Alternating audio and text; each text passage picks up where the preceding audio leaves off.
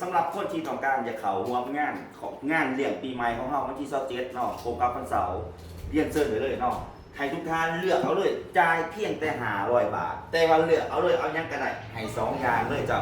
ให้2อย่างเลยเนาะในมูลค่าปกติ590นะแต่ให้เลย2อย่างจ่ายเพียงแต่500 บาทเท่านั้นเลยพี่น้องเด้อเลือกเอาก็ได้เอาดีท็อกอันนี้ก็ได้หรือจะเอาไคโตซานซักก็ได้หรือจะเอานาโนก็ได้หรือจะเอาน้ำหอมก็ได้เลือกเอา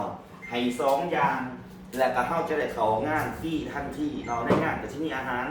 มีเหล้ามีเบียร์มีวงดนตรีเด้อพี่น้องแล้วสิ่งสำคัญมีจับสลากขันจับได้ปุ๋ยก็เอาเมื่ออีกจับได้ข้าวกล้องก็เอาเมื่อโหลดบ่เป็นอย่างเนาะมาหัวมวลซื้อน้ำกันแต่มื้อนี้วันที่14มื้ออื่นเขาจะเป็นมื้อสุดท้ายคือมื้อวันที่15ที่ว่าทางท่านได้จ่ายก่อนก็คือจ่าย500 บาท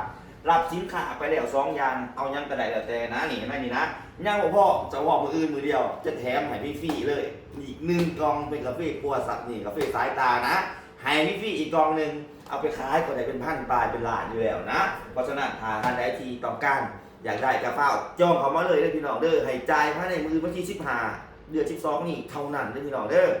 สุดท้ายนี้ข้าพเจ้าก็สบายดี